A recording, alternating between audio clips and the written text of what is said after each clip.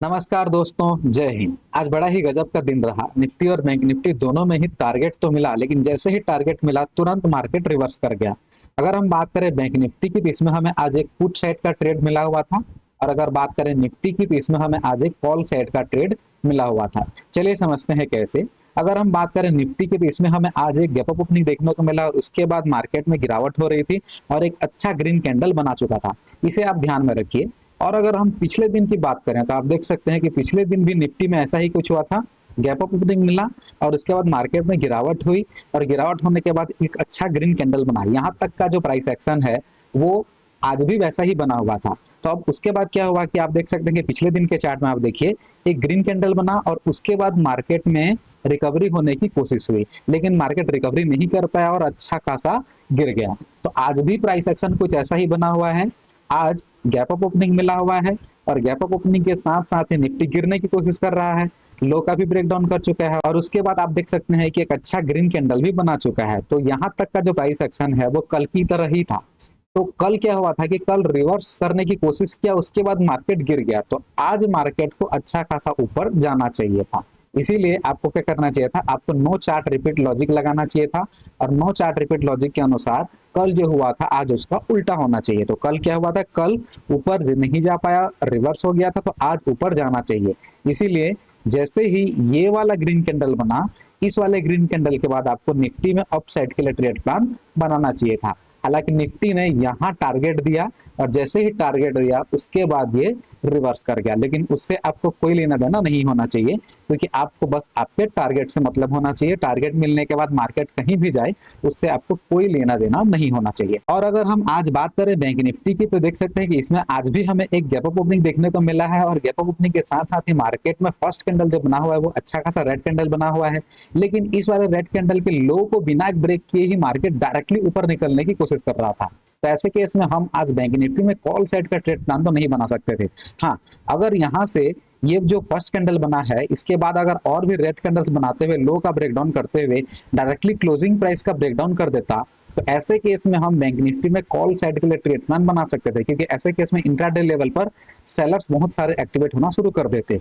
लेकिन चूंकि price action उस तरह का नहीं बनाया, फर्स्ट कैंडल के लो का ब्रेकडाउन बिना किए मार्केट ऊपर निकलने की कोशिश कर रहा था, तो ऐसे केस में हम अप साइड का जो बैंक निफ्टी में ट्रेड प्लान नहीं बना सकते थे। उसके बाद जब मार्केट में ये गिरावट हुई तब आप देख सकते हैं कि क्लोजिंग प्राइस का ब्रेकडाउन कर चुका था। अगर हम पिछले दिन के चार्ट की बात करें तो पिछले दिन भी कुछ इस तरह का प्राइस एक्शन बना हुआ था। अगर हम पिछले दिन के बैंक निफ्टी के चार्ट को समझने की कोशिश करें तो आप देख सकते हैं कि पिछले दिन भी मार्केट में बैंक निफ्टी में गैप अप ओपनिंग देखने को मिला, और गैप अप ओपनिंग के साथ साथ ही मार्केट में गिरावट हुई। पिछले दिन ये जो क्लोजिंग प्राइस अवेलेबल था, इस वाले क्लोजिंग प्राइस का इसने ब्रेकडाउन किया और क्लोजिंग प्राइस के नीचे नीचे अच्छा खासा होल्ड किया। उसके बाद मार्केट में पॉजिटिव मोमेंटम आया हुआ था। यानी कि ये जो क्लोजिंग प्राइस अवेलेबल था इसके अच्छा खासा नीचे गया मार्केट और उसके बाद पॉजिटिव मोमेंटम आ गया। तो आज प्राइस एक्शन कुछ इस तरह का ही बना हुआ है। तो आज दो कंडीशंस पॉसिबल थे, क्योंकि चार्ट तो रिपीट होने वाला था नहीं, क्योंकि नो चार्ट रिपीट लॉजिक कहता है कि कल जो हुआ था आज उसका उल्टा होना चाहिए। इसीलिए आज दो कंडीशंस पॉसिबल थे। आज भी प्राइस एक्शन ऐसा ही कुछ बना हुआ है, गैप अप ओपनिंग मिला हुआ है और गैप अप ओपनिंग के साथ साथ ही मार्केट आकर के क्लोजिंग प्राइस का आप देख सकते हैं ब्रेकडाउन कर रहा है। तो आज दो कंडीशंस पॉसिबल थे। पहला कंडीशन ये हो सकता था कि कल क्या हुआ था कि कल क्लोजिंग प्राइस का ब्रेकडाउन करने के बाद मार्केट नीचे गया और नीचे जाने के बाद रिवर्स हो गया था। तो आज अगर क्लोजिंग प्राइस का ब्रेकडाउन करता तो मार्केट या तो अच्छा खासा नीचे जा सकता था, या तो क्लोजिंग प्राइस का ब्रेकडाउन करने के बाद मार्केट अच्छा खासा नीचे जाने के बाद पॉजिटिव मोमेंटम आया था उसमें।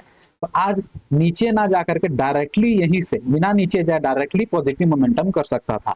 तो दो कंडीशंस पॉसिबल थे। तो हमें कैसे पता चला कि आज मार्केट नीचे जा सकता है? हमने एक कंडीशन को चुनना चाहिए था। या तो हम अप साइड के लिए लेते या फिर हम डाउन साइड के लिए लेते, दोनों साइड तो ट्रेड ले नहीं सकते थे।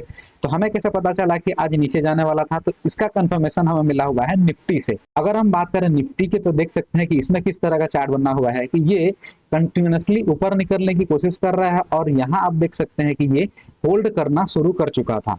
और ये जो निफ्टी का मोमेंटम है आप देख सकते हैं कि निफ्टी कंटिन्यूअसली पॉजिटिव रहने की कोशिश कर रहा था। और अगर हम उसी टाइम पर बैंक निफ्टी की बात करें तो आप देख सकते हैं कि बैंक निफ्टी नेगेटिव रहने की कोशिश कर रहा था।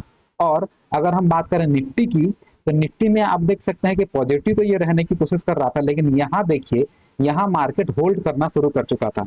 तो अगर एक इंडेक्स पॉजिटिव रहने के बाद होल्ड करना शुरू कर देता है और दूसरा इंडेक्स अगर नेगेटिव रहने की कोशिश करता है, तो ऐसे केस में दोनों ही इंडेक्स के गिरने का चांस ज्यादा रहता है।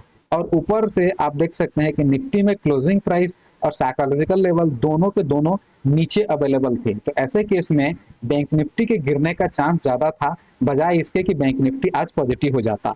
इसीलिए हमें आज बैंक निफ्टी में एक पुट साइड का ट्रेड प्लान बनाने के बारे में सोचना चाहिए था, यहाँ कहीं क्लोजिंग प्राइस के आसपास। कल देख सकते हैं क्लोजिंग प्राइस का ब्रेकडाउन किया, ब्रेकडाउन करने के बाद पॉजिटिव रहने की कोशिश किया, लेकिन उसके बाद आप देख सकते हैं कि थोड़ा नेगेटिव रहा था। तो आज अगर पॉजिटिव रहने की कोशिश करेगा तो आज पॉजिटिव नहीं रह पाएगा, बल्कि अच्छा खासा नेगेटिव हो सकता था। तो इसीलिए आज हमें पुट साइड का ट्रेड प्लान सोचना चाहिए था बैंक निफ्टी में। और पुट साइड का ट्रेड प्लान हमें बनाना कहाँ था, तो आप देख सकते हैं कि जैसे ही ये आप देख सकते हैं क्लोजिंग प्राइस अवेलेबल है, क्लोजिंग प्राइस का यहाँ ब्रेकडाउन कर चुका था, यहाँ भी ब्रेकडाउन कर चुका था, तो हमें क्या करना चाहिए था, हमें एक अच्छा रिट्रेसमेंट का वेट करना चाहिए था। तो आप देख सकते हैं कि यहाँ अच्छा रिट्रेसमेंट आ चुका है, अच्छे अच्छे ग्रीन कैंडल्स बना करके यहाँ मार्केट ऊपर निकलने की कोशिश कर रहा है। तो जैसे ही यहाँ एक रेड कैंडल बना, इस वाले रेड कैंडल के बाद हमें आज बैंक निफ्टी में पुट साइड के लिए ट्रेड प्लान बनाना चाहिए था।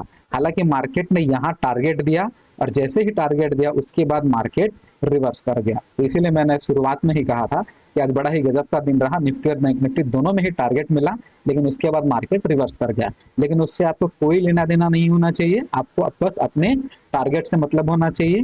टारगेट मिलने के बाद मार्केट कहीं भी जाए उससे हमें कोई मतलब नहीं है। अगर आपको ऐसा लर्निंग सीखना है then stay connected with me, like share और सब्सक्राइब करना बिल्कुल मत भूलिएगा, बेल आइकन प्रेस कर दीजिएगा ताकि आपको सारे अपडेट्स लगातार मिलते रहें। मिलते हैं किसी और वीडियो में। Thank you very much. Vande Mataram.